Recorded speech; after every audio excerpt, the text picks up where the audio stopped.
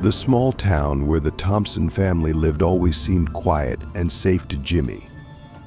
Dad often said that nobody locked their doors at night because everyone knew and trusted each other. But that evening, when the boy had to stay home alone, his sense of security began to crumble. Jimmy sat on the couch, mesmerized by the TV screen. His father, Michael, was showering when his mother, Emma, burst into the house. She quickly grabbed her bag, said something hurriedly to her husband through the closed bathroom door, and without giving any explanations to Jimmy, ran out the door. The boy didn't even have time to ask where she was going and why she was in such a rush. Mommy called softly, but there was no response. The door slammed, and the sound of her car engine faded away into the distance. Jimmy felt a bit uneasy. He was used to having his parents around. Dad, wrapped in a terry robe, came out of the bathroom and quickly explained to his son that there had been a fire at his mom's work and she had to rush to help. "Everything will be fine," son Michael smiled, but Jimmy noticed the worry in his eyes. "I'll put you to bed now, and I'll stay nearby until Mom comes back." But just as his father was about to head upstairs, the phone rang. It was work, and Michael listened for a long time, his face growing more tense. "Damn," he muttered quietly. "Jimmy, I need to go out for a bit. You're a big boy now, right?" The boy nodded, feeling a knot tighten inside. He didn't want to stay alone, but he understood that his father had no choice. "Just for a short while." "Okay," Jimmy grabbed his father's hand. "I promise," Michael answered and hugged his son, holding him tightly. Jimmy watched his father leave the house and lock the door. The room became unexpectedly quiet. He swallowed hard and looked at the large antique clock on the wall. The hands showed 9:30. Trying to occupy himself, he went to the kitchen and poured a glass of milk. As he returned, he heard a faint rustling coming from the hallway.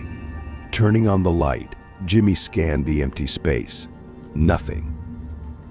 The boy shrugged, attributing the sound to his imagination, and returned to the TV.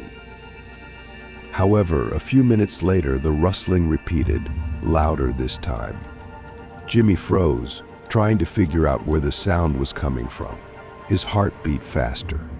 He stood up and slowly walked toward the source of the noise. It seemed to be coming from the basement. The basement always scared Jimmy. Dark, narrow stairs led to a gloomy, damp room where old things and various junk were stored. The boy opened the door and turned on the light, but the bulb flickered and went out.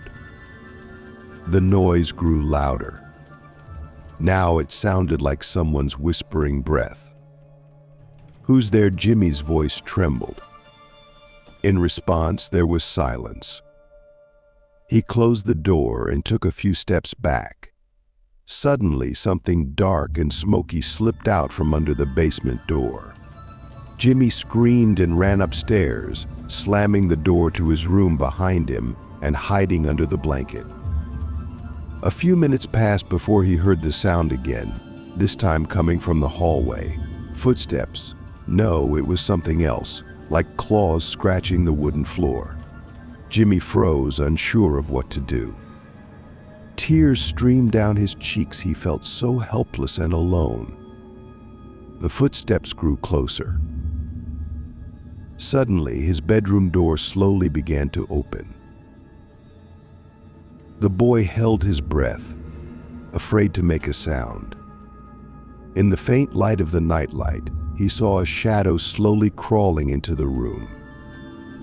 Jimmy wanted to scream, but his voice betrayed him. The shadow approached, taking on the form of something unimaginable and terrifying. The boy's eyes widened in horror as he saw that it wasn't a person but something dark and formless, like living darkness. It moved smoothly, almost gracefully, and stopped at the edge of his bed. Suddenly, the creature froze, as if listening. Then it began to stretch, taking on more human features. Before him stood a figure resembling his mother, but something was wrong. The eyes of this mother were empty, as if there was no soul in them. "Jimmy," the figure whispered, its voice quiet and sinister, like the whisper of 1,000 tiny voices. The boy couldn't hold back any longer and screamed.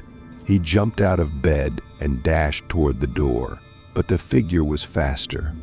It grabbed his arm, and the cold of its touch penetrated to the bone. "Don't be afraid, my boy," the creature whispered. "I've come for you." But at that moment, just as Jimmy was about to lose consciousness from fear, the bedroom door burst open, and Michael stood on the threshold. He looked bewildered and scared. "Jimmy, what's happening?" he shouted. The shadow suddenly vanished, dissolving into the air. The boy fell to the floor, trembling all over. His father ran to him and hugged him, trying to calm him down. "Everything's all right, son. Everything's all right," he whispered, though he was barely able to control his own trembling. "Dad, there was Mom." "But it wasn't Mom," Jimmy sobbed. Michael frowned and looked around the room. Nothing.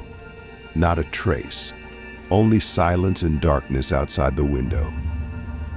They went back downstairs, and his father insisted that Jimmy sleep on the couch next to him.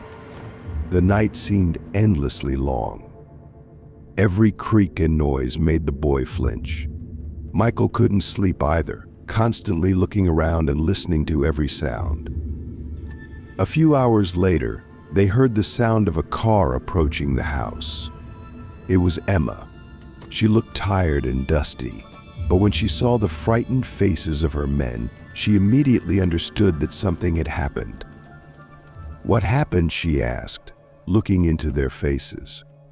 Michael told her everything that had occurred while she was at work. Jimmy, still trembling, added his horrifying details. Emma hugged her son and held him tightly for a long time, trying to warm and calm him. She looked at Michael, and a flicker of worry crossed her eyes. "Something's not right here," she whispered. "We need to find out what it was and how to deal with it." The next morning, they decided to inspect the basement where Jimmy had heard the strange sounds. Together with Michael, they went downstairs, armed with flashlights and a hunting knife that his father kept for self-defense. The basement was dusty and damp, and at first glance, it didn't seem like anything special. However, in the far corner, behind old boxes and furniture, they found an old wooden door they had never known existed. "Did you know about this?" Emma asked, looking at her husband.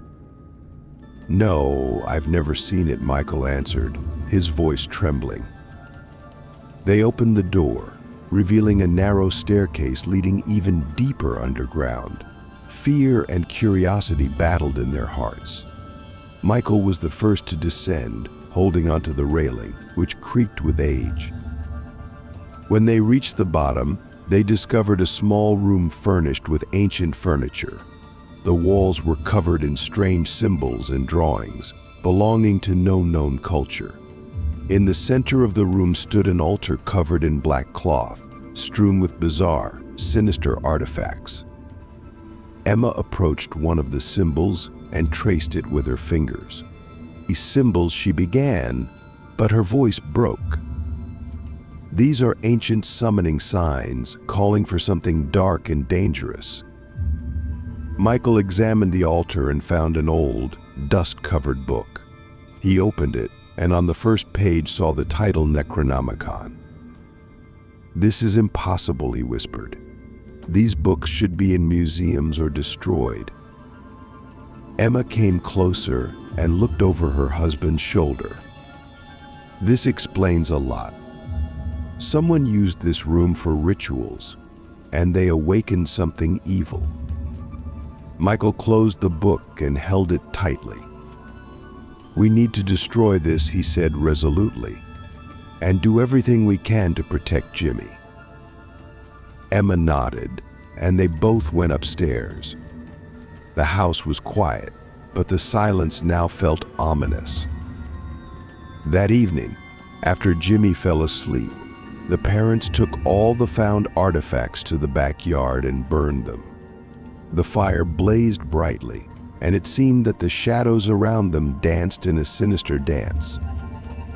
"I hope this puts an end to it," Emma whispered, hugging her husband. "We'll be careful," Michael replied. "But if something like this happens again, we'll be ready." From that day on, nothing unusual happened in the Thompson household. But every night, Jimmy and his parents felt a slight unease, knowing that the world was full of secrets and dangers that could awaken at any moment.